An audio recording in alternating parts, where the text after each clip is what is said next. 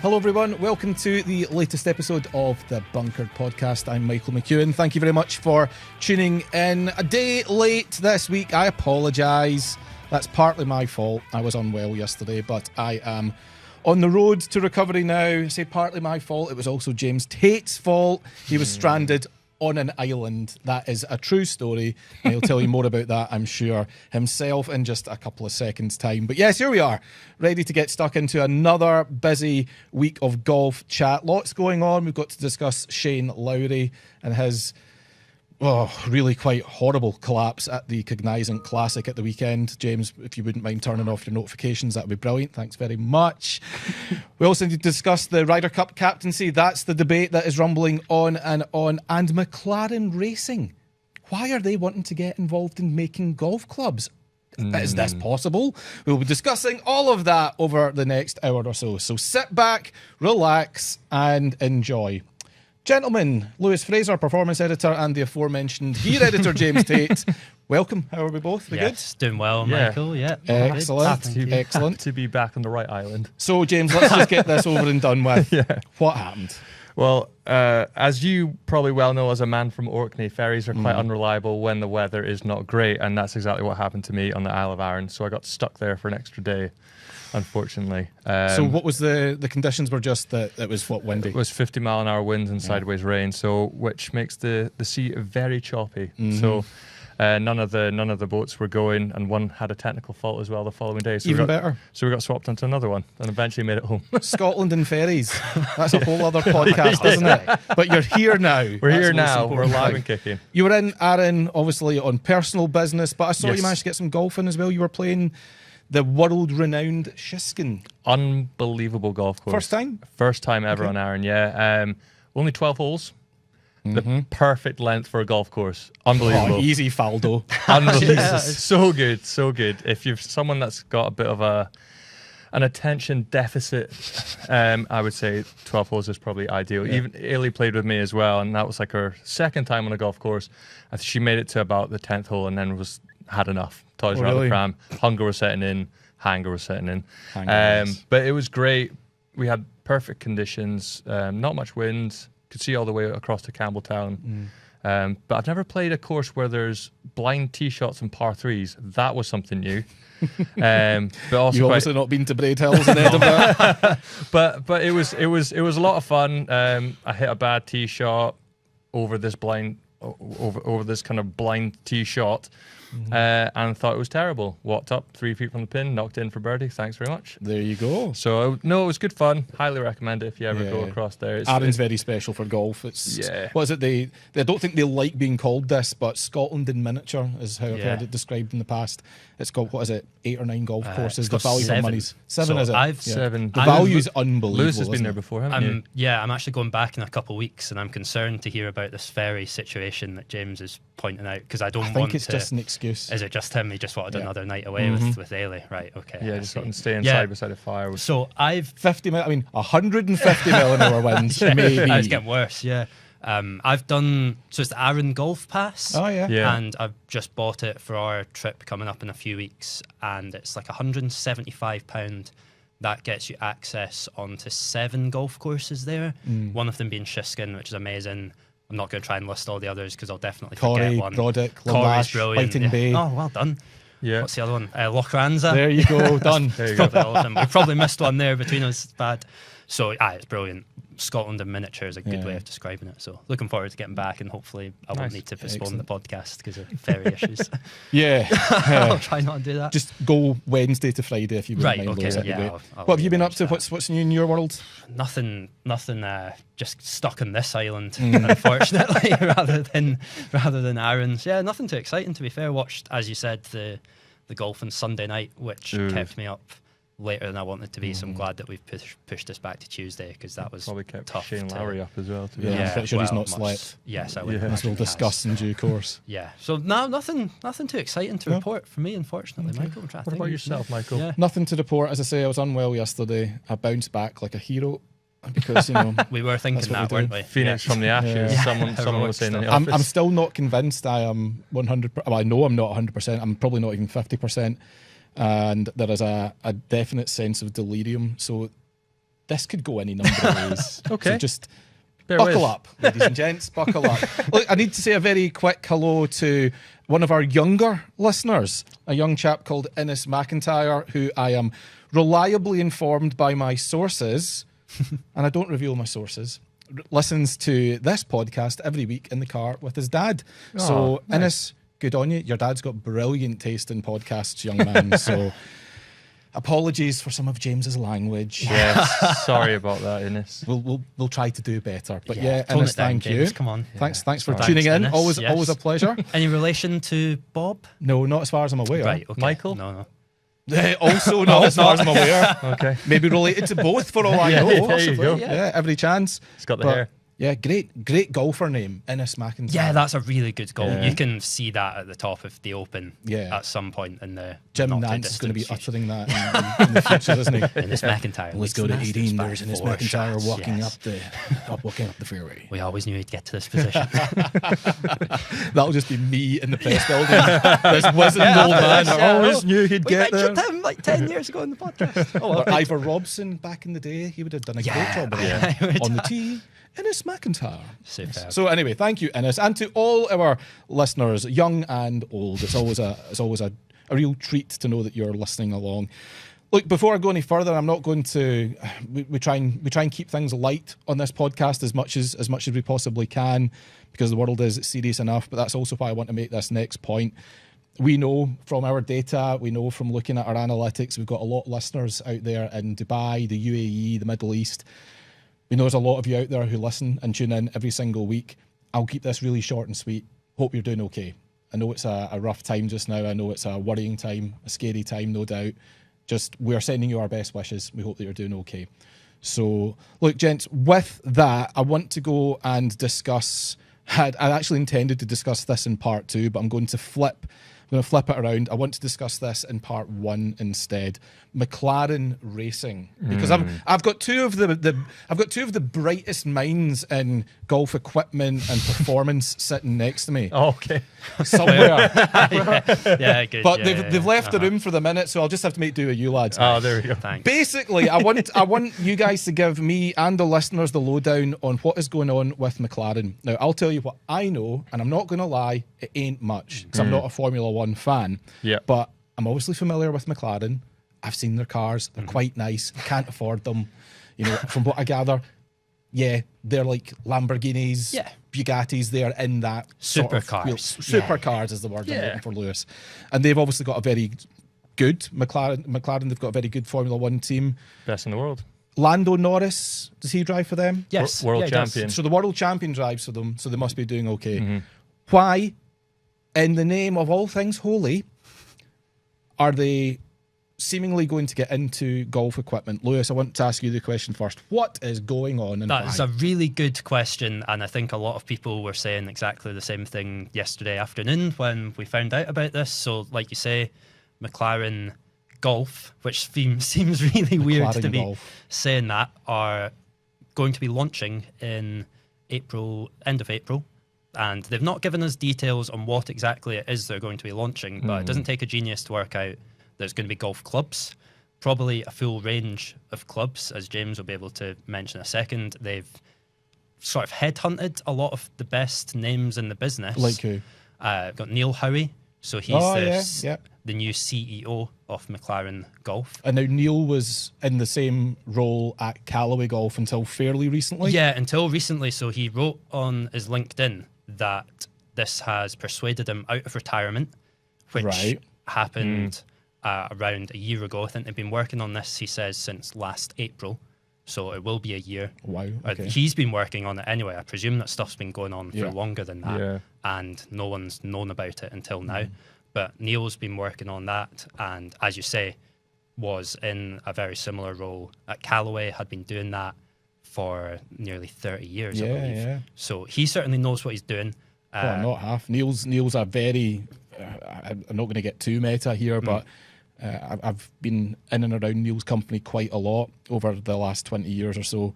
Very, very clever guy, very shrewd operator, knows how to run a golf club business. Yes. We've also got Ryan Lauder, Lauder. Lauder. Yeah, Sorry, I know Ryan well, yeah. Yes. You're listening to the Americans too much. Yeah, I know. So he is correct me if I'm wrong here, James, Yep. the Chief Marketing Officer. Yes, that's so correct. again, a man who knows exactly what he's doing in the golf space. Yeah. And I think this is just like a real signal of intent from McLaren Golf. Again, feels And Ryan mental. was at TaylorMade previously, Yes, wasn't yes, he? should say. Yeah, he's come from 25 TaylorMade. years. 25 years at TaylorMade. So that is a Yeah. lot of experience in Big just senior two director. people. They've hired others from around the industry who've been specialists in like wedges as well, which is interesting. Yeah, JP Harrington. So Tell me about JP, James. What's his deal? So he got taken by Mr. Uline at Titleist because he was a pretty impressive young and up and coming kind of wedge grinder. Yep. Spent quite a bit of time there, but then went off and did his own thing. Quite a creative mind. Mm-hmm. Quite a young and bright up and coming talent, which I think is a little bit of a lost art when it comes to wedge grinding. But Definitely. He's been rumored to be kind of in the mix as well, along with another. What's the name I'm looking for? A principal engineer. Okay. that sounds very Formula One. Doesn't it principal just? engineer. Yeah. That's the term that they use, isn't it? But we don't know who that's going to be. The only thing I can think of, and I saw it on LinkedIn, is TaylorMade are hiring for a principal engineer of advanced design. Oh, are they? Yeah, so I saw Okay. that. So, I mean, and then The dots are connecting in front of our very eyes. yeah, and then you've got other guys who worked for Callaway. Nick Fergus, he was a senior marketing manager there as well. He's come across. He's going to be heading up the brand side of stuff, I'm led to believe. A lead fitter, Alistair Rackley. He was a kind of a rep on tour for Callaway for a bit. Yeah, And recognize then him. was with Lynx Golf for a while as well. So he's going to be one of the lead fitters there as well. Gents, this is a super group that's been It put is. together. I know, it's kind of... It is though, isn't it? I mean, Yeah, they've got it is. they've got the guy super from league. Callaway who is, one of the most experienced and most highly regarded business minds. Yeah. You've got a guy from TaylorMade, one of the most experienced and highly regarded marketing minds. So you've got a guy that knows how to run a business. You've got a guy that knows how to promote the products.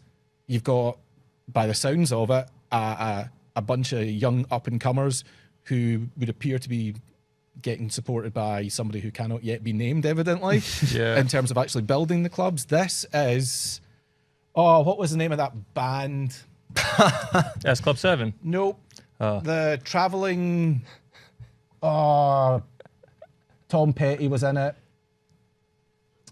Travelling Wilburys. Thank you, producer Is it Will. that? Where'd that come from? There you go. It was like... The voice from off camera Yeah, saves the day. brilliant. Well but done. it's like this is like a super group. Yeah, 100%. What a statement of intent that is. Well, this is the thing, because at first I think I certainly thought this. I was like, here we go. It's a brand who, don't get me wrong, like you say, are incredible at building Formula One cars and know exactly what they're doing there, thinking, yeah, golf, that's becoming a big thing. Another Netflix series there, thinking, we'll just go and like turn our hand to that and make some money from that, and it'll be straightforward. Not the case. They've put a lot of thought into what they're doing here. It's not just like going to be a side project on when everyone's finishing up at 4 p.m. that day in the factory building the F1 car, and they think, Yeah. we're building a driver. Let's do that for the next half hour of our day. It is going to be people dedicated to trying to build the best golf gear that they possibly can. Yeah. And not just as a little side project. This is something serious. So Yeah. I'm surprised by this, I must say. But then the more I think about it, maybe I'm not. There's a lot of crossover between Formula One and golf, which Such seems as? mental to say. Well, aerodynamics. Look, You're two the words out of my mouth. when we're That's what I was talking gonna about speak our driver test, and people who've read the test will know. Can I spoil it? Can I spoil which one has come out on top? No, I won't actually. I don't need to. There was one driver where all the Does others... it rhyme with TaylorMade? Yes, it does. Okay. Yeah. That driver, I was swinging it like 2 or 3 mile an hour faster than all the others. And that's coming from the way that head is designed. Yeah. And that's obviously making the ball go further. Yeah. And what do Formula One cars do very well? Aerodynamics. They yeah. cut through the air well. McLarens obviously do that because they won last year. They won the Constructors, and Lando Norris, as you say, won the Drivers' Championship. So Yeah.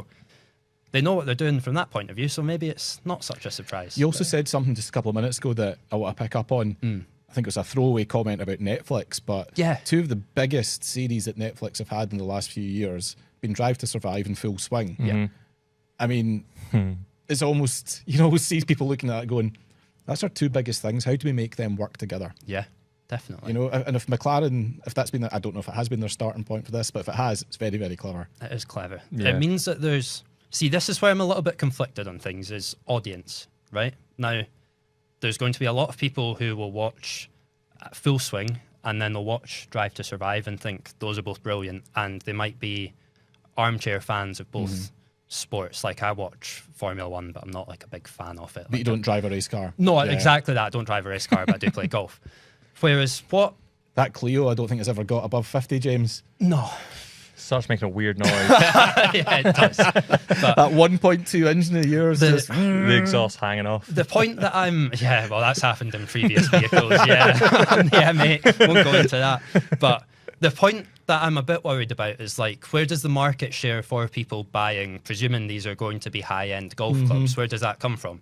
Because TaylorMade make brilliant clubs. They've been doing it since day dot. Same with Callaway, same with Titleist, Strixon, Wilson, could keep going on. Yep.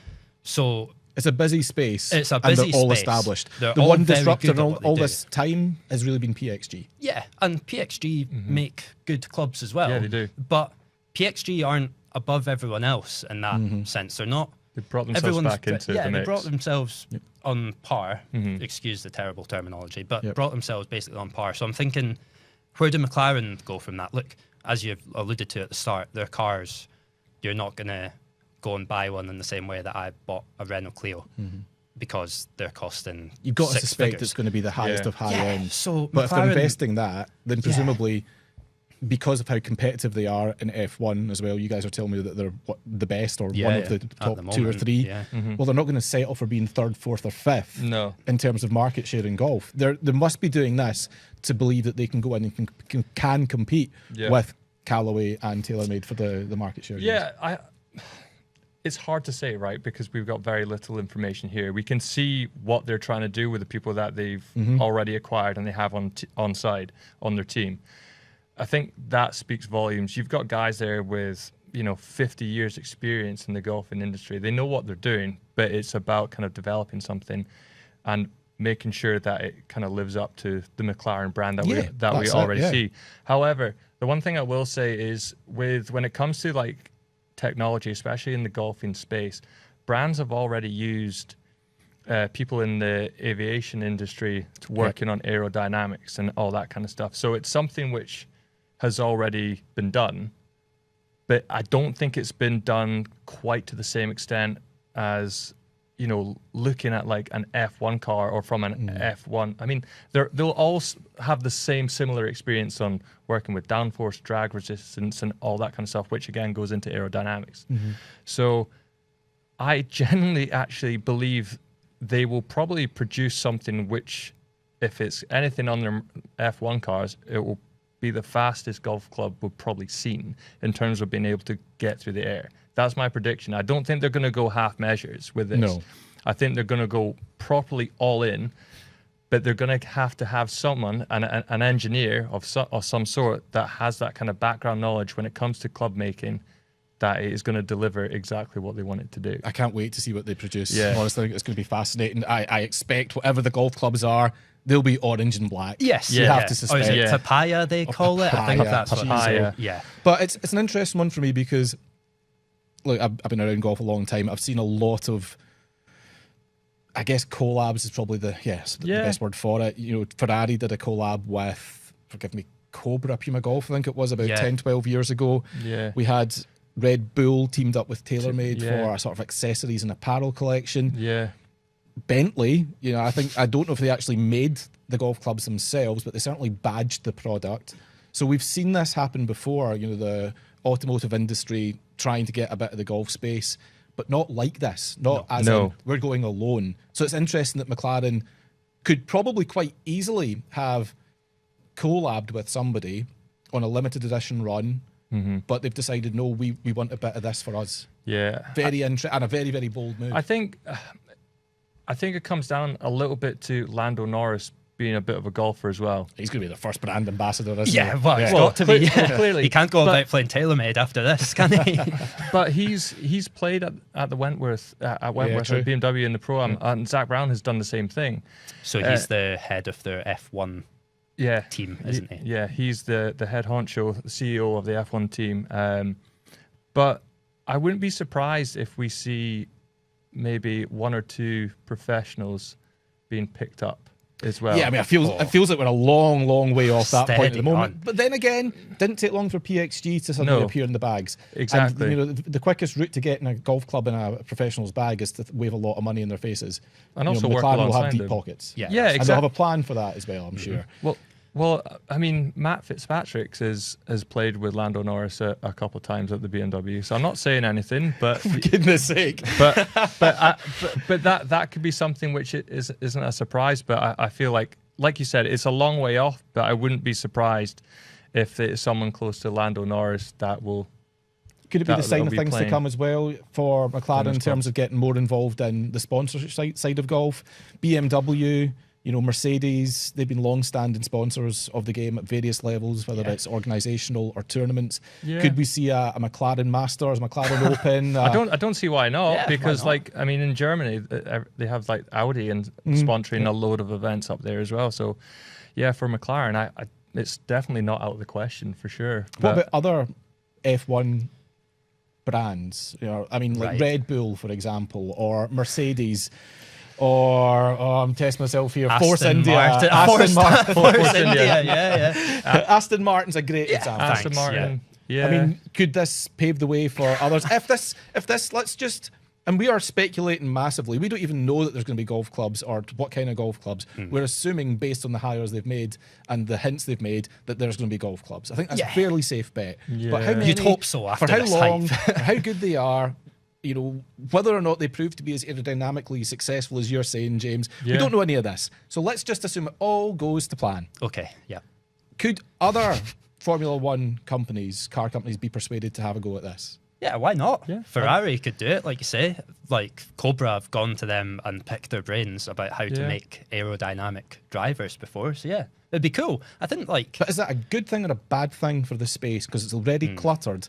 And like we said with McLaren, these brands aren't going to come in and offer entry-level, budget-friendly clubs. What I would so it's going to make say, that side of the game surely more expensive. It will. If Ferrari, I can't believe I'm saying this, Ferrari, Porsche, Aston Martin, McLaren, Mercedes all start making golf clubs, they're going to push and force Callaway and TaylorMade and PXG to push their prices higher.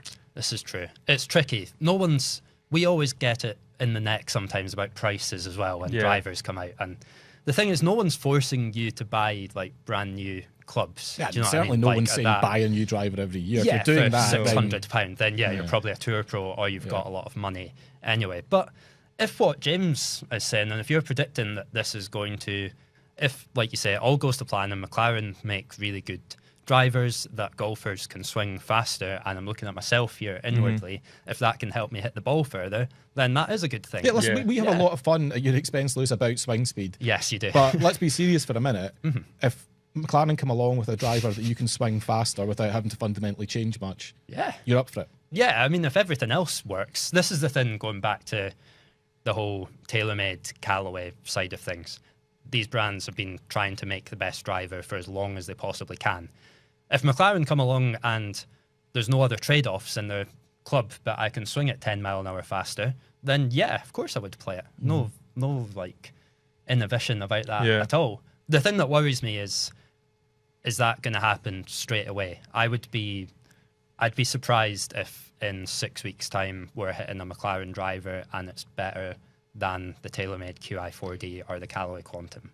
But I'd love to be surprised by that and be able to play a McLaren Again, I wouldn't this use summer. PXG as the example. I mean, Bob Parsons, the billionaire's billionaire, threw as much money as he could at this project. It was a passion project for him because he just wanted the best golf clubs. Yeah. And what he did was went out and hired two of the brightest minds in golf club manufacture, and Mike Nicolette and Brad Schweigert took them from Ping. Yeah, so very quickly was making exceptional products. The hires that McLaren Golf have made so It's far, weird sort of saying front, that, isn't it really is. But the sort of front office hires they've made so far would suggest that, well, their pockets are pretty deep and they are going to be serious about this. And I genuinely can't wait to see who they hire from an R&D perspective. I think that's going to be fascinating. But it also makes me think, if this does go well, and we've discussed the Formula One side of it, but there's a lot of money to be made from golf equipment. There is. Yeah. And as competitive a space as it is, and listen, by the way, some brands have come and gone. Yamaha, for example, very big in the Middle East, more famous here really for making pianos and guitars and other musical instruments. But in the Far East, they've been very successful in terms of their market share in golf, the golf clubs that they've made. I mentioned Bentley. Listen, Nike were never a golf club manufacturer until they were. They were an apparel, they were a leisure wear brand. But they found the going tough. That's why they haven't made golf clubs for the last decade. Yeah. So this isn't a foregone conclusion that you can come into this space and be successful, because it is ultra competitive. Most of the best performing brands are established. You've got to come in and hit the ground running in a very, very meaningful way. Well, this is the thing in the world that we live in now. PXG would have had this, but not to the same extent, is that when the first person hits the McLaren driver in 6 weeks' time or whenever that is, if it's not good, then people will know that it's not good quickly. Yeah. And that's a Word difficult... will get round. Word will get round pretty fast, as it does these days, and that's a difficult tag to shake off. So they need to get it right quickly. Like you say, James, I think they will, because the people that they've hired aren't going to make bad golf clubs. Yeah, they've been working on. They must have been working on this for. Well, this is the thing. A year and a half. We know that. We know how long product cycles are. We hear about stuff on press trips that if it's for a 2026 launch, the guys who are talking about that will be like, "Oh, I need to be careful. I don't mention something that's coming in 2028 instead." So, there's clearly a lot of thought gone into it. Sorry. I just want to see. I want to see the clubs and hit them. I'm excited for this. Absolutely. I think as well. It'll be in my thing is I want to hit them. I want to see them. I'll be interested at the price point. But then, are they going to be like these expensive clubs which we're expecting them to be, or are they going to be? Yes. Yes. I don't think there's any doubt. No, I'm just playing. We're speculating on things. I'm just playing devil's advocate. Or is it going to be something like a Kirkland, like in a Costco or something like that? No, I think it's going to be high end, because McLaren is a high end brand. You can't buy a second hand McLaren for $5,000. No. So their golf clubs ain't going to be cheap either. Yeah, true. You mentioned, it's funny though, you mentioned Kirkland. It's like a lot of non-traditional brands. Yeah. Some tech, some not tech. I've seen how lucrative the golf industry and the golf space can be. Costco making its own golf clubs. Golf balls as well. Yeah, been so Amazon. Amazon. I don't know if they're making their own golf balls. I suspect not, but they're certainly putting their name on it. The Yeah. Amazon Basics range. We've covered that earlier this year. I mean, what could we see? The Apple iWood before, in the next decade? iBall. iBall, yeah. iBall. Well, genuinely, is that? Never lose your ball again. Connected to your phone. But we're laughing about it. Is that out of the question? Probably not. No. Like, they've got as much. The Apple iBall. Jeez, that's amazing. Can we trademark that? Yes, right now? done. I think Apple might have something to say about it. Yeah, good. But That's a good point. their whole thing, think different. Well, how much more different can it get from a tablet or a smartphone to making golf balls and whatnot? I think it differs though, because if you look at McLaren in comparison to Apple, they're already dealing in aerodynamics, carbon fibers, and all that kind of stuff as well. They've got a jump start. Yeah, massive. So could it go the opposite way then? Like, could TaylorMade get into Formula One? Yeah. Look at Red Bull, a drinks company. Yeah, They've gone. So they're just sponsoring it, aren't they? Essentially, Yeah, they're sponsoring the like, team. they become like a big. I would say I no. wouldn't. No, you don't think so? Not going to see like Callaway's lining up on the grid next season in Formula One. Callaway and TaylorMade aren't making engines. Could they collab? Could sponsor a team. They could sponsor a team. But that's probably as far as it's going to go. Because when you say this, right? But if we'd said to you when you were stuck in Aaron at the weekend, by the way, we're going to be talking about McLaren getting into golf, you'd have said, "Nah, they're not doing that. They're not making golf clubs. They make Formula One cars." But the more you think about it, the more sense it makes. Yeah, why not? Yeah, There's already a crossover. So yeah, the only reason I say they're not going to get into engines is because when you go into half of these manufacturing places like for Callaway or TaylorMade, half of the machines are made from like Haas and which are obviously a Formula One brand. as well. Haas golf clubs. Yeah, there you go. They'd be rubbish. Haas are useless, aren't they? They're always at the back of the grid. Yeah, see, we're talking about something I now just don't understand. So, Well, my eyes are glazing. Yeah. Lando Norris is a golfer, right? Yeah. And what golfer do you think could be a Formula One driver? What qualities do you need? Analytical mind, quick reactions, good communication skills to your That's not Colin McCarroll. your guy back in the pit lane, Jordan Spieth, all day.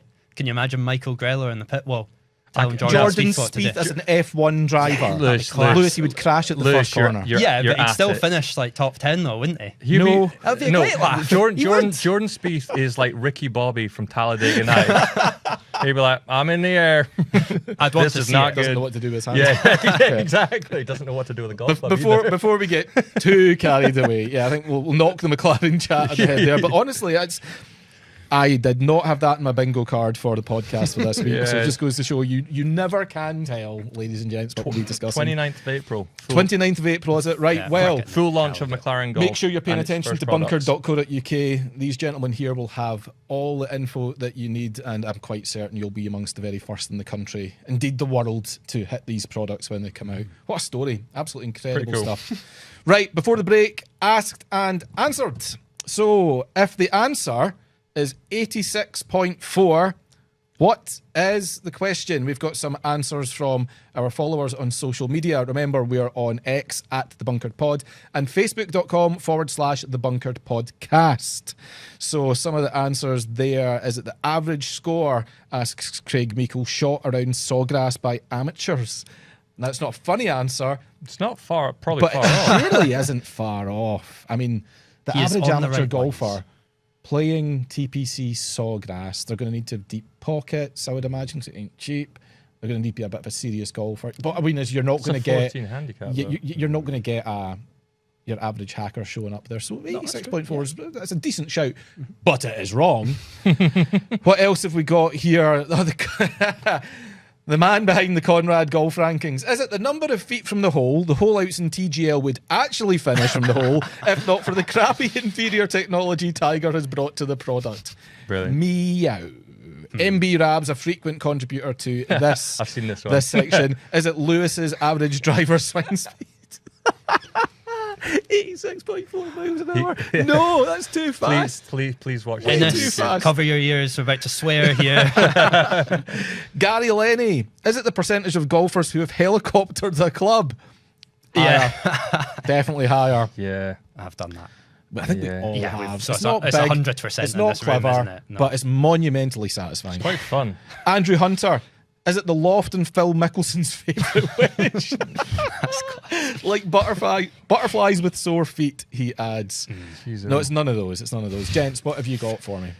Is it out of all the majors Gary Player has played in, how many does Gary Player think he should have won? 86.4. Oh, that's absolutely superb. That is brilliant. That was worth the extra night in Arden. There you He's go. probably played about 86 majors as well. Yeah. Oh, over 100, isn't it? Has he? Easily All over right, 100, okay. yeah. Oh, no, it's more than Yeah. James, yeah. Yeah. There Is you it go. the number of years in advance that each US Open venue is announced? I saw Nah. this. Yeah. Now, is it Inverness Golf Club in Not that one. Ohio? Yeah, not that one. Not your yeah, Inverness. no, sadly not. The American Inverness. Yeah. That was announced, was it last week for the, what US I Open think is? it's 2045. 2045. Yeah. Now, What are we it's doing here? 2026.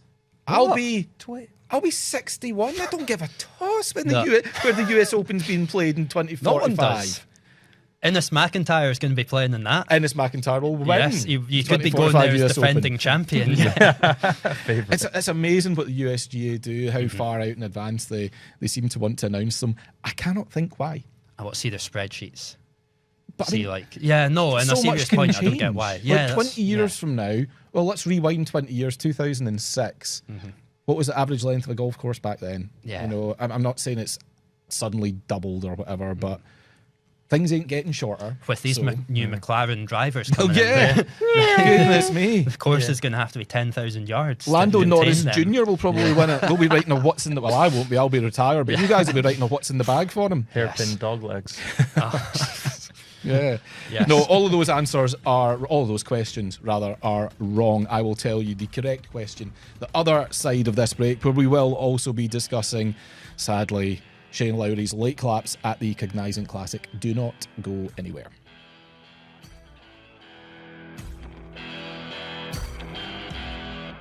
Do you want an easy way to book tea times in Spain, Portugal and Italy? If yes, then On Tea is your answer. OnTea.com is a reliable and easy-to-use site for tea time bookings. There are 3 reasons why you should use On Tea. 1. You can cancel your tea time up to 48 hours before teeing off, free of charge. 2. You have the payment option Book Now, Pay Later available. 3. On Tea guarantees the lowest online price. Go to ontea.com today and discover 1,000 bookable courses. Use the code BUNKERED26 during checkout to get a discount on your purchase. Valid throughout 2026. Welcome back. Part 2 of this week's Bunkered podcast. Michael, James and Lewis all here with you. Before the break, asked and answered. If the answer is 86.4, what is the question? And the question is this: what is the average score? You were nearly right, Craig Meikle. What is the average score carded by amateur golfers in 2025 according to ShotScope? Lewis, you are our resident performance guru. You work very closely with the team at ShotScope, producing the performance content for Bunkered. Tell us more. Yes, this comes from ShotScope's annual golf performance report. So, you know, in school, when you'd go home with your report card and it would have, in James's case, lots of A pluses beside every subject. Think of because he's changed them. Yeah, because he's the Tippex got a lot of use that day, on eh, the James? bus home. Yeah. This is basically that for every golfer who uses ShotScope. So this is ShotScope do you could have said scorecard and we would have known what you meant. No, but it's their scorecard. Yeah, it's their score. Yeah, exactly that. It was right there. I know, rubbish. I know, I've had so long to prepare for this with you guys being away and I've messed up. But basically, if you're a ShotScope user, you track every shot that you hit through the year, and then at the end, it'll tell you you're really good at driving the ball, but you're rubbish at chipping it. Yep. This is every single shot that has been played last year, put into the system, and this has given us plenty of stats. Like you say, the main one is the average score of players, but loads of other things around performance off the tee, the kind of big separators in what makes average golfer then become a very good golfer, and the other way about. So this is their Spotify Wrapped, basically. Yeah, that's a good way of thinking of it. It's exactly their Spotify Wrapped. So their first stat is that the average score, 86.4. That's kind of what you'd expect, really. Maybe a little bit higher, considering these are all very, like, what's the word I'm looking for? Enthusiastic golfers here. Avid golfers. If you're going and using ShotScope to track your stats, you're obviously keen on what you're doing. So that has caught my eye there, but a few other things. I mean, one is not going to go too much into the numbers, but par fives are where bad golfers really struggle, right? So there's a graph here, and par threes and par four scoring sort of incrementally goes up, as you would expect, up to from a scratch to 25 handicap. And then for a par five, scratch golfer is really good at them because they can make the most of it. Reach them in two and maybe make fours on them. Whereas for 20 handicaps, they're not very good at them because there's more chance for Which is the opposite mindset to tour. Yes, because exactly players on tour see par fives as the opportunities to pick up shots. Yeah. And par threes are where they drop shots. Yeah, but 20 handicappers look at par fives as, oh my God, that's a lot of golf between here and the hole. It's a long way. Exactly that, yeah. So other things that are interesting, so ShotScope do something called performance average, right? So this is not just not every shot that you hit with your driver, for example, but it's the good shots, basically. So if James, you went out and played around tomorrow, and 13 of your drives were 350 yards, hit well, but you had one where you top it into a bush. The performance average isn't going to take that because that's a silly anomaly. One anomaly, exactly. Okay. So with a scratch golfer, the performance average to the average of every shot, the difference goes from 266 yards to 281 for the performance. Okay. Not a massive jump when you're hitting it that far. But that's also why they're so good, because they know the window that they're hitting into. Exactly that. But also they're taking out the tops and the duffs. Yeah. from like a 5 to a 15, the performance average isn't massive. Like these guys are hitting it about the same distance, but the 15 handicaps overall average is a lot shorter because they're hitting duffs, tops, toe shanks that are hitting a tree over that way and going 30 yards. So their good ones are the exception as opposed to the rule. Yes, exactly that. Basically, what like their key findings are is that being good at golf isn't from making like a bunch of birdies and holing like loads of 25 footers. It's just about doing like boring stuff really well. So avoiding like the 9 on like the second hole when you're going well. And, like, this isn't in the report, but one thing that ShotScope measures like birdies per round. A scratch golfer's not even making like 3 on average. Really? They're making like 2 point. It fluctuates, but it's around like 2.5, say. So on an average round, they're probably making 2 or 3. But what they're not doing is making triples and quads. Exactly. Double bogeys. They're making. Not seen my scorecard. You're the anomaly that we're talking about here. The doubles are less than 1 per round, but as soon as you start getting to like 15 handicaps, they're making like a handful of them. So. Yeah, So that's the difference. That is the difference. It's quite interesting. Can tell that you, as a self-confessed stats and data nerd, have absolutely lapped this up. But anyone can go and read this report, Lewis. Is that right? Yeah, go on ShotScope's website and it should be on the front page of it, and you can go and download it. That just shows how many. There's 37 pages. I'm looking at it just now, filled with numbers, so you need to go and download it to your machine. So give that a few. And if that's not for you, then go to the Bunkered website. Lewis, I'm quite sure, will be mining that report for all the most interesting data for the next few weeks. But yeah, interesting stuff. It's funny, whilst you were reading that over the weekend, I was reading Alan Shipnick's new Rory McIlroy book. Oh yes, yeah. Alan very kindly sent me a galleys copy of the book. So basically, an uncorrected manuscript. Right. Okay. You know, it's all typeset and everything, but obviously they still need to do the final proofreads and everything. Sure. It won't surprise you to hear this. It's great. Yes. It is so good. It's written with Alan's typical flair. His command of the English language and the storytelling is just second to none, really, in the golf space. And when Rory won the Masters last year, I suspected somebody was going to write a book about him. Yeah. It felt like, you know, a lot of people had been waiting, to be honest, for him to win the Masters in order to write the book. Yeah. Deep down, I really wanted Alan to do one, and he has, and it's brilliant. So that is coming out in March. Is it not in March? This is March. In April, the week of the Masters, I'm going to try and get Alan to do let's say a bonus podcast with me in the next few weeks, where he'll talk more about that and some of the more interesting stories that he committed to print. Oh, yeah. Because there's a few of them. Okay. So, yeah, great stuff. Really, really good. James, can't imagine you've read anything apart from the Ferry timetable. Wow, no need for that. That's It's true, though, isn't it? He's not wrong. Right, let's discuss Shane Lowry, gentlemen. Yes, that is the correct noise to be making. That was horrible, wasn't it? It looked like Shane had the Cognizant Classic in the palm of his hand, and then you arrived at the bear trap. I always get slightly uppity when I hear people talk about the bear trap and the snake pit. It's like, there's only one cluster of holes that deserves to be badged, and that's Amen Corner. Everything else feels like it's trying a bit too hard. Yeah, I don't think it's that. I played it. I don't think it's that bad. Oh, really? So you've played PGA National? Yeah. Well, you kept that bloody quiet, didn't you? No, he has mentioned this many times. I said it. Yeah, he has. I said it last week, and then is that the best course you played in America? No. Sawgrass. Yeah, you played Sawgrass. I've played there. Yeah. But I'll save that. So you don't for next think month. you don't think the bear trap's that bad? It's not that bad. The one. Well, tell that to Shane Lowry right now. Because I suspect hope he he's not hasn't. listening. I don't think he'll out the window. But I can't imagine he'll sleep well for weeks. But I wasn't leading a golf tournament where I'm going to be about to make millions and thinking of my little girl running up and giving me a hug at the end of it. Yes. So it's a bit different. That was a tough finish for Shane, and it's his second kind of late in the tournament collapse. I'm not going to say choke, because I don't think it was necessarily. Maybe it was. That's up for other people to decide. But it's his second tough finish of the year after the Dubai Invitational. Yes. Don't think any of us saw this coming, though, because Shane has demonstrated time and time again, most notably at Bethpage, under the most ridiculous set of circumstances and pressure imaginable, that he's a man for the big moments, the pressurised moments. Where did it go wrong, Lewis? What happened? Well, it was weird. I didn't see it coming at all. I was watching it, and he was playing with Austin Smotherman and got to the 15th, which is a really dangerous par 3, as you'll know, James.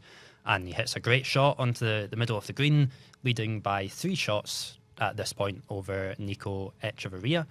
And they're walking up to the green and chatting away, him and Austin. You think, he's done here, like I was about to go to bed. And then he gets up on 16, which is a tough par 4.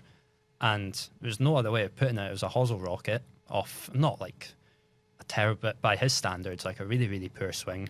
I believe he was the only person who hit it into the water on 16. I saw an amazing graphic. day. You maybe saw the same one of all the tee shots hitting 16 that day. You have the world to your left. Yeah, and you can his is see all the others aberration. on grass, and his is about 30 yards to the right. Well, listen, And that then- happens, though, right? Yeah, that happens, but it shouldn't. Like, it does happen, and not coming on and like criticising Shane for it, because it happens to every golfer. But he said himself, like, he had it and threw it away. Said that after he made that swing, he couldn't really like feel in control of the club face, which is a horrible thing. And I think we've all felt that, but not in the situation that he has. So yeah, So anyway. go on then, Mr. Performance Editor. What is that? Is that just nerves? Yeah, I think so. Yeah, it's the situation. It's got to be. Shane Lowry is it's a difficult one. Yeah, it is nerves. And It's not a new position. It's not a for new him, though. thing. No, if He's won tournaments before, plenty of them. the thing is, if it was playing in the same group with him, if it's Austin Smotherman who's leading by 3 shots and then does this, you think, yeah, he's nervous. He's terrified. He's about to win for the first time in the PGA Tour. He's thrown it away. It's natural. It's sad. You might never get this chance again, is what we'd be saying. But Shane has won the Open. Yep. He's, like you say, been in the most pressurised situation you could possibly be in as a golfer, trying to win the Ryder Cup. And he held up pretty well in that scenario.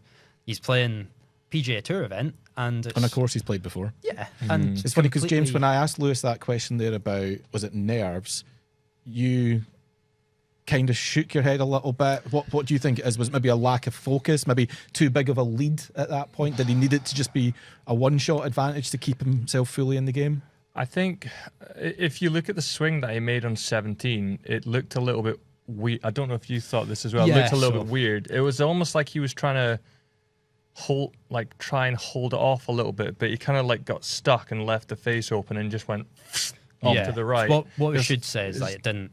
Talking about 16, he ended up making a double on 16, and actually like did really well to get up and down for a double. Yeah. And then on 17, he watched kind of thing. Nico Echeverria, who went on to win the tournament, made a 2 on that par 3 in front of him, and he stood there for quite a while, as we quite often see on a hole with loads of water, and he's missed the green by about 50 yards, which is hit it miles right. inexplicable. And by that point, he was out of the tournament. It just looked like he wasn't releasing the golf club. Now, when you stop doing that, that is, to me, a sign of...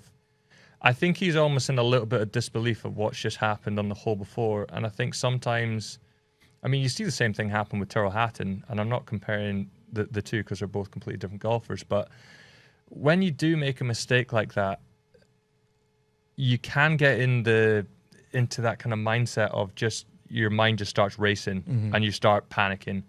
And I kind of feel that maybe that was a little bit like maybe what was going on, because you saw him mention it at the end. It's like, you know, like I had it in my hands and I just like threw it away, and all I wanted to do was like my little girl was here and just see her little ginger hair like running at me. And like when you hear that, he's been thinking about that for the last couple of holes. It's been in his head. It's been in his head, and then all of a sudden, that's what I mean. Then that's a lack of focus. I think there was just a slight lapse of concentration. Like you said, Shane has very much lived up to the big moments and the pressure moments as well. And like, I'm not being funny. It's like you've won the Open, mate. Like, but I see people online. This is a I know that, Tour event. You know, social media is what it is. But when I see people refer to him as a bottler or whatnot, I'm like, where were you in Ryder Cup Sunday just like 6 months ago? Not even. It's like, just it's absurd. I have to say, you've mentioned this, James. I was so impressed by the fact that he did front up and speak to the media afterwards. We're now pretty much exactly to the day 12 months removed from Colin Morikawa blowing the Arnold Palmer Invitational and then breezing right past reporters, later saying he doesn't owe them anything, and then all that kicked off. Rory, obviously, even after he was playing well following his Masters win, went through that weird phase of standing up reporters. Now, listen, nobody is obligated to speak to the media. We understand that. We know how it works. But I do think, and by the way, there's lots of various reasons why people don't sometimes stop. It's not just that they're in a bad mood or don't want to speak or whatever. There's sometimes other stuff at play. But the fact that Shane did stop and speak, I think, was to his enormous credit. And the response to that, the good side of social media over the last 24 hours, the response to that, people saying, you know, how commendable it was that he was able to show that in the face of such disappointment. That I hesitate to say that it'll stand him in good stead when his CV is as good as it is. I don't think it needs much to stand him in good stead. But it will it not? Yeah, it will. It's good for... Fans want to see that at the end of the day. Good for Brand Lowry. Yeah, absolutely good for Brand Lowry. But it will stand him in... I think what it will stand him in good stead for is you want to get something like that off your chest at the time. Like, at any level of golf, if you've blown a tournament, or if you're 18 handicap and you're about to break 80 for the first time, but you blow it, you don't want to like sit and stew in that for ages and not talk about it to anyone, because then it just eats away at you. And you will be asked about it the next opportunity. Yeah, you're going to get asked about it at some point. You might as well just talk about it then and be upfront about it. And then, like you say, the good side of social media is saying, yeah, well done to Shane Lowry for actually talking about this. And also, a lot of people probably won't then, I don't maybe going a bit far with this, but people might focus less on the golf and what went wrong for him, and will actually focus on, oh, good on him for thinking of his daughter. And he's come out of it with a lot of care. Yeah, he has. Yeah. I've said this before on the podcast. I think, and I said this when Morikawa decided to breeze past everything, I think for Shane to go up and do that, it's a massive benefit for your kind of mental afterwards as well. It's like, cathartic. It's a way of decompressing and just like speaking out about like... he's obviously got a lot of emotions kind of going through him, and that's why he's spoken about his daughter and stuff like that. But for him as well, it's like it gets it off his chest, so then you can actually just go decompress and analyze like what he's done wrong. And I think, you know, hats off to him for doing it, because like we've seen before, some guys would not never done that. Reminds me of Tommy Fleetwood when he was going through like a hard time, like letting tournaments completely fall through his fingers. Towards the end of last year. Always fronted up about it. And then in the end, he obviously won the Tour Championship at the end of the season. So that's not bad, hopefully that happens for... It's for the old Shane. Rudyard Kipling thing, isn't it? If you can meet with triumph and disaster and treat the two the same, then you'll be fine. Or words to that effect. Yeah, something like that. Rudyard put it better than I just did, but I think you know the sentiment. Yeah, I get where you're getting at. Put it on a t-shirt. Also, what a name, Rudyard. You don't get many Rudyards these days. I don't know any Rudyards. Do you know any Rudyards from St Andrews, James? Yeah, definitely went to school with some Rudyards. No. It's probably an R. James Tate. I think it's probably the case. I'll drop the Rudyard. His middle name. Just Rud. Just before we move on, I need to address this very quickly, because, you know, we do and have held golfers to account, as we have with Colin Morikawa, Rory McIlroy, when they have ignored the media in the past. I think we need to also then be willing to hold ourselves to account when we, the media, get it wrong. And there were several instances yesterday of what I would describe as not even inappropriate, just downright wrong, bordering on sick headlines. Multiple outlets. Now, by the way, I was in bed on Sunday night. I was starting to feel unwell, so I didn't see all this. But yesterday morning when I awoke, in the middle of sending messages to the team saying, I'm not going to be in. Have you left that? Don't leave, Lewis. We're not doing it today. I'm sick. In the middle of sending those messages, James is an Aaron. I obviously then scrolled on the latest headlines for golf to see how it had finished up. And what I was presented with were an awful lot of variations along the same theme, which was Shane Lowry makes heartbreaking admission about daughter following Cognizant Classic heartbreak. What? There were so many different outlets that did this. Get a life. And listen, I've been pretty vocal in the past about, in defence of clickbait. I wrote about this yesterday in my newsletter. I think that clickbait is a perfectly legitimate thing. It's a totally fine tactic. There's nothing wrong with clickbait. In the same way, there's nothing wrong with movie trailers that give you a little bit of the film, but if you want to find out that Bruce Willis is a ghost, you're going to need to buy a ticket for 10 quid. In the same way that magazines, look right here, for those of you watching on YouTube, see this? Our magazine right there? all the stuff on the cover is in its own way clickbait. 13 tips to smash 2026. They're not right there. If you want to know what they are, you need to buy this thing. And buy it. And buy it. Yes, better yet, actually, take a subscription, bunker.co.uk/hub offer.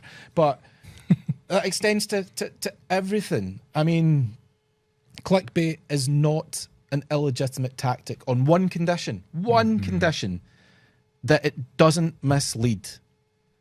And those headlines yesterday, when I saw them, when I saw the first one, my instinct was, oh my God, that's not good.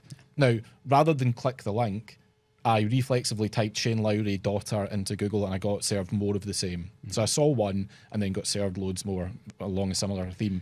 And I felt my stomach drop. It's like, oh my God, what's he said? Yeah. And you open it up and you find out his heartbreak is just that his youngest daughter hasn't yet seen him win in person, and this was his chance to do that. Yeah. Now, that headline, the way it has been, in my opinion, deliberately composed, it is leaving open to interpretation the well-being of a 4-year-old girl. Yeah. Do better, right? Just be so much better. I'm not saying that at Bunkered we always get it right. We've got it wrong in the past, but my God, if I'd seen any of the guys, and I'd like to think if you'd seen that, we would all hold each other to account and say, what the hell kind of headline's that? It's wrong. It's just, families are off limits when it comes to stuff like that, guys. Even just getting it wrong and misleading should be off limits as a basic rule. Shouldn't be leading with someone's child in a headline. It's just, not it's terrible. So look, we can all do better. You know, golfers can maybe have a bit more presence of mind to give us their time. But then again, when somebody like Shane Lowry does give us his time, and that's how he's repaid, that's how his comments are spun, I can see why you wouldn't want to. 100%. Yeah. We need to be better, everyone, I think, in general terms. Well said. Yeah, let's move on. But one other thing, because I need to address this very quickly. The rise of AI slop. Yeah. Claire Fleetwood, I saw her at the weekend having to respond on Instagram. This is Tommy's wife, Claire, having to respond on Instagram to some social media posts. And I'm seeing a lot of these things, by the way, these faceless, non-brand affiliated golf accounts, like bot Golf accounts. Planet or whatever they want to call themselves, bot accounts. She had to respond on Instagram to one of these accounts putting out a post claiming that she was critically ill. Like, what the hell? What are we doing? And honestly, see, when misinformation is as rife as it is, it's absolutely crucial that legitimate authorities, legitimate media brands behave responsibly. And they didn't. Some of them didn't with the reporting of Shane Lowry's comments. So when the bots are doing that, you cannot and you should not, I mean, you shouldn't anyway, but you should not, lower yourself to their level. Just, I was so triggered by it. No wonder though. You're saying that we should be upset by stuff like that, and it's so rife, not just in golf, but anything. But so much. I don't really use Facebook much anymore, but go on it every so often, and it would just be like people will send me stuff and be like, "Is this true?" And it'll be. I don't want to make I can't think of a specific example. I'll give you an example. But there was on. one with Rory McIlroy. And the AI images were such that it was so plausible, but it had Rory on an American talk show squaring up to Whoopi Goldberg, who was the host of it. I saw that as well. Hundreds and hundreds and hundreds of comments by people who'd fallen for it. Yeah. Yeah. It's a worrying trend. It's really concerning. It's scary these times anyway, but that's, as I say, that's why it's so important that established brands, real people make better decisions. Yeah. And too many of our colleagues, industry colleagues that is, really let the whole side down with the reporting of the Lowry stuff. So look, that's all I want to say about that. Gents, look, let's switch gears. Yes. Like a McLaren. Nice. And go to Podder of Merit. We'll round off the Cognizant Classic chat there. Oh dear me. This was a cluster effort of the highest order. So we'll start with the good. Lewis, you had the honour. You picked Ryan Gerard. Yes. Ryan, who took out a bird mid-flight in his opening round. No. Point of order? Point of order here. It was his divot. that hit the bird. His divot did. His Well, he still divot. took the bird out, though. Yeah, He was responsible for that bird hitting the deck. That is God, true. How quick is that divot going? Well, this is the thing. I mean, his ball's probably doing, 130 mile an hour, so his divot would have been going at fair speed as well. So, yeah, look, fair play to that bird for surviving that. It's done well. Won't do that in a hurry, will it? Ran it off, as it Should were. look where it's going. Honestly, what's it doing? Like, Ryan- people, No. the PJ Tour here. Get out of the way. Ryan had an eventful week, Lewis. he Are did. you okay? Yeah. Finished in a tie for 23rd. Decent. And as it turns out, Solid. more than enough to get the 2 points because I picked Ben Griffin. I said this last week. I said, I can see him withdrawing though. And sure enough, hours after the podcast went live, Ben Griffin withdrew. He didn't even peg it up. 0 points. Thanks, Ben. Thanks a million. Good lad. Still better than James, though. James picked Jake Knapp, who was never in the field to begin with. Never Yeah. intended to. Never How? entered. It's a tough How? one. You have the entry list in front of you. With the internet. The Everything. internet's Do you there. Have you fallen for like No. AI Jake Knapp being at the, it was. at the What happened, Cognizant? James? What It happened? wasn't that. It was. What a shambles. I know, absolute shambles. Sorry, Innes. But That's yeah, not a swear word. I was about to say something. okay. But stop myself. Bringing the game into no, disrepute. I was looking at previous tournaments, and Jake Knapp had played quite well previous at PGA National, and he's obviously playing quite well. Jack So- Nicklaus has won the Masters. I'm not going to pick him in a few weeks.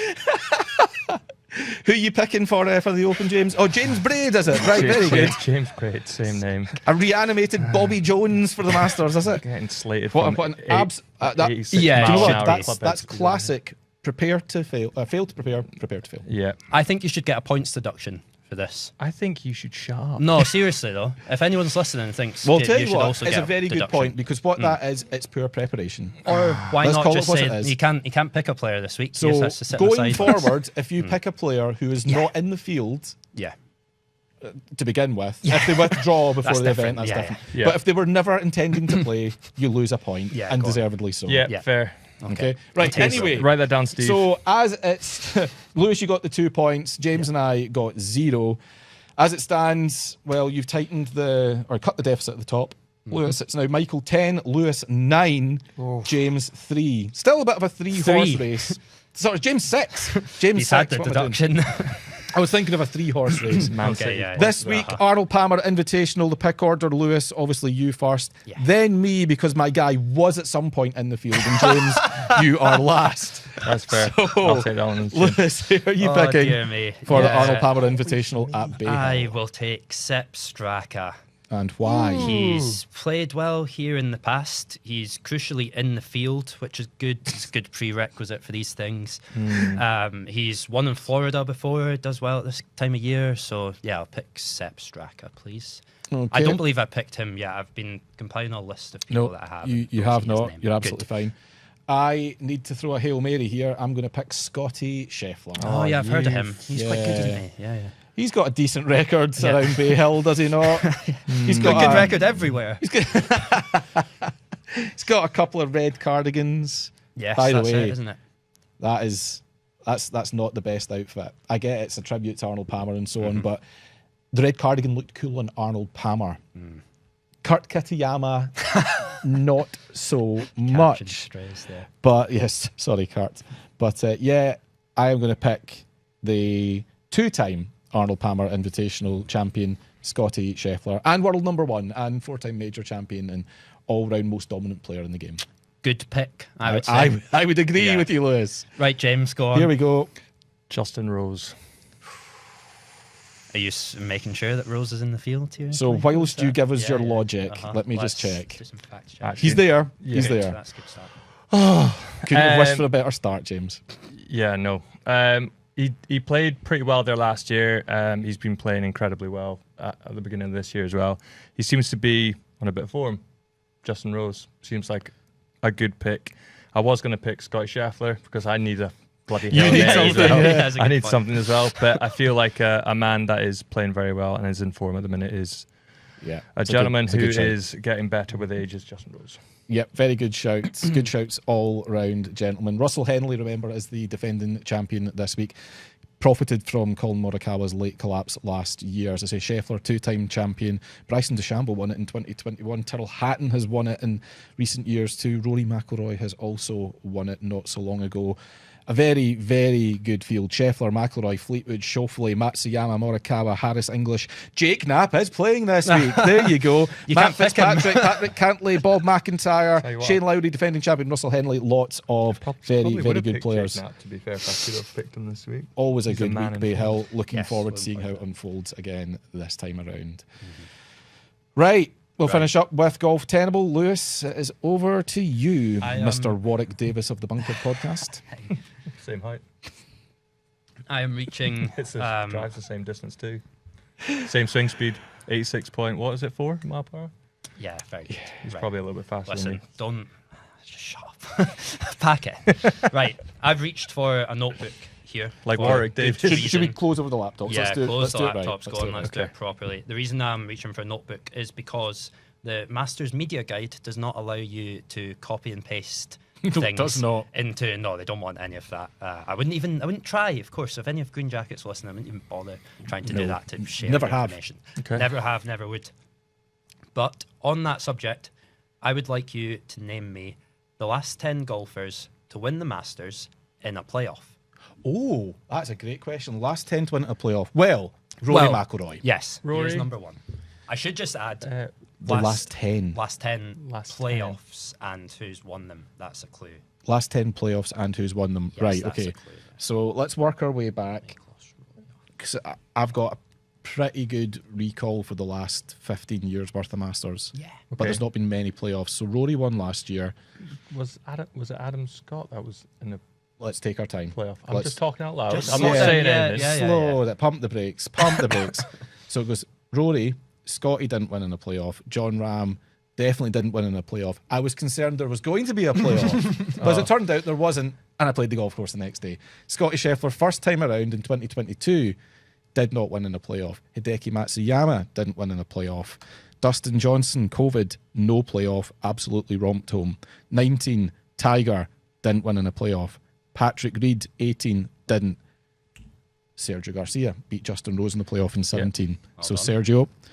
Yes. Year before that, 17, 16 was Danny Willett. Didn't win in a playoff. Spieth just handed it to him. Actually, literally handed him the jacket. Did hand the jacket, yes. 15 Well, I think who... handed. Yes. Yeah, so Jordan Spieth won that year and didn't win in a playoff. 14, Bubba Watson. Don't have the strongest memories of it, but I don't believe that was a playoff either. So then you're into 13. That's your man, Adam Scott. Beat Cabrera in a playoff. Yeah, Adam Scott is the third. thinking. Well done. 12 was also Bubba Watson, and I believe that was the playoff because remember the big hooked shot from round the trees. And who did he beat in the playoff? Bubba beat Louis Oosthuizen in a playoff. Correct. Well done. 11 was well. Schwartzel. That was Rory's collapse, not a playoff. 2010 was Phil Mickelson. Going to say that wasn't a playoff either. 2009 was Cabrera. That was a playoff at the expense of Kenny Perry and Chad Campbell. Brilliant. 2008 was Trevor Immelman. Not a playoff. 7, Zach Johnson. Not a playoff. 6, Mickelson. I don't think that was a playoff. 5 was Tiger. That was a playoff against Chris DeMarco. Yes. Well done. 4 was Mickelson, hold a putt in the last to beat Els for his first major. Peter Alice said, don't forget, it's not over yet, but it was, so that's not a playoff. 2003 was Mike Weir, who beat Len Matisse in a playoff. Fantastic. 2002. I'm I'm stressing out now. Doing well. So how many have we got? Sorry, I'm just going back to the years. You have got 1, 2, 3, 4, 5, 6, 7. 7, right. So we've got to you've got 2002. 3 playoffs to get. 2002. Who else won the match? Faldo? So let me see. The others, and I can't remember the details of 2002. So Tiger won in I'm 2001 getting ahead of the game. in 2002. I don't think either of those was a playoff. But he's already won one in a playoff. So Tiger's out of the running anyway, because you said the last 10 golfers to do it. Or is it multiple times? Last 10, It's the last 10 playoffs. 10 different golfers, or last 10 times there was a playoff? Last 10 And who times there was won a playoff. Ennis, cover your ears. Shit. Because Tiger 2001 wasn't. 2002. VJ didn't win in a playoff, did he? 99, Alathabal. 98, Marco Mira. 97, Tiger, that wasn't a playoff, famously. 96 was Faldo, not a playoff. 95 was Ben Crenshaw. I mean, I think I've said them all at this point. How do you mean? Oh, like you've not missed any through the, No, I've through not. the years? Have we said all the times that there was a playoff? No. Okay. Because I can't remember how they all were determined. I know the winners right back, Fuzzy Zeller, I think, but I can't think of playoffs. So let's think of famous wins. Ian Woosnam, was that a playoff? Fred Couples, was that a playoff? Bernard Langer, either of his a playoff? Ollie, the first time in 94, was that a playoff? Well, Ian Woosnam was against Tom Watson, wasn't it? Down the last. Yeah. And Ian Woosnam... He was getting grief from the fans, wasn't he? Because Woozy stepped up and smashed that drive over the left-hand bunker. Yeah. I remember that Was because that, he was told that me. in reg, though, or was that... Well, this is what extra holes? I think that might have just been in regulation. I have a funny feeling. Do you want a wee clue here? Yeah. So number 10 is a particularly famous one, and then 8 and 9 is the reason that I'm wording this funny and that it's not the last 10 golfers. So there's been somebody who's been in 2 playoffs. It's a famous one. Yeah. A famous Masters playoff. Yes. So who else has there been? Faldo, Stadler, Ballesteros. Sandy Lyle wasn't a playoff, was it? 87, Larry Mize chipped in at 11 to break Greg Norman's heart. Correct. Well done. So that has to be the 10th. That is the 10th. So 8 and 9. Mm-hmm. And I think we're just going to be stabbing in the dark here because I can remember the winners, but I can't remember the circumstances Well, of it. think about why I'm wording the question funny here, and then that'll guide your thinking. So it's someone that we've already said that's won before. Is that what you're saying? Yeah, I mean, we said everything back to 87, haven't we? Because 88's Lyle. 89, Faldo. 90, Faldo. 91, Woosnam. 92, Couples. 93, Langer. 94, Alathabal. 95, Crenshaw. 96, Faldo. 97, Woods. 98, O'Meara. 99, Alathabal. 2000 is Singh. 2001 and 2 are Woods. So How many which of times has those Faldo won are... it? 3. Yeah.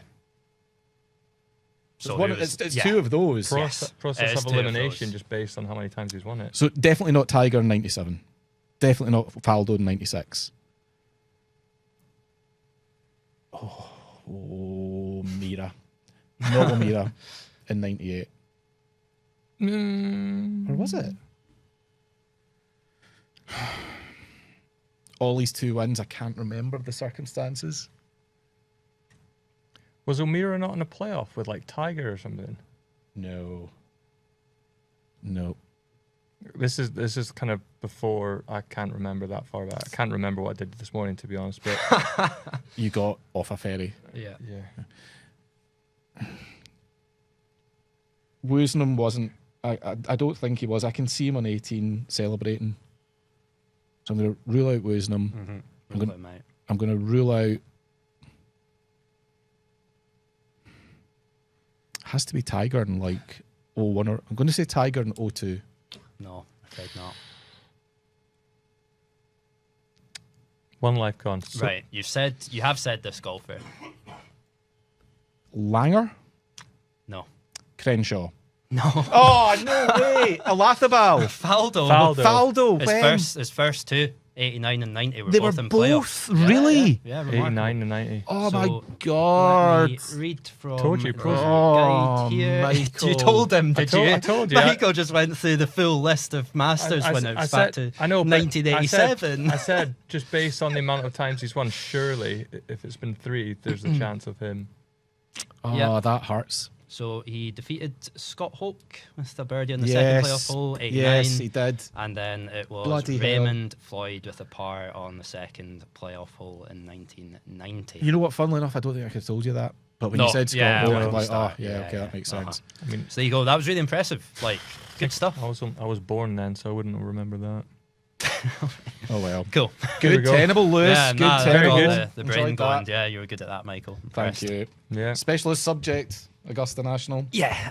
Look, I'd expect you to be good in that one. I could tell Well you done, a lot James. more about it. You were also impressed there. as well. Yes, I was there. I was yeah, there. part of the I was team. there for the ride. Yeah. You offered moral support Yeah. for what it's worth. Thanks, Yes. James. Said Adam Scott. Yeah. Yeah. When Michael And then I said, got- "Let me just go through then- the then I years," got and told then to you, slow down. I was then you like, went next one, 13 Adam years Scott. back. Yeah. Brilliant. Oh, well. Listen, good one, Lewis. Gentlemen, thank you very much for your time. Thank Much you. appreciated. Thanks, Always Mike. a Always a pleasure. pleasure. That was good fun. Let us know your thoughts on anything that we've discussed today, whether it's McLaren golf, what the hell is going on there. Forgot about that. Shane Lowry, whether it's our role in the media. Maybe you want to challenge me if I'm right or if I'm wrong. I'm just throwing out opinions, but I'm right.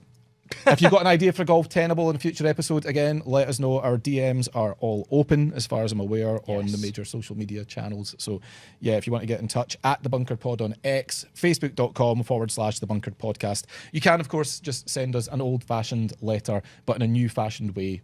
Email letters@bunkered.co.uk is a good way to get in touch with us. If you enjoyed this, please go and leave us a review. 5 stars only, 4 stars, not interested. 5 stars is where it's at. We are the McLaren Golf of Golf podcasts, is my opinion. As I say, just throwing opinions out. Thank you very much for listening. We'll be back again this time next week. Until then, it's bye-bye for now.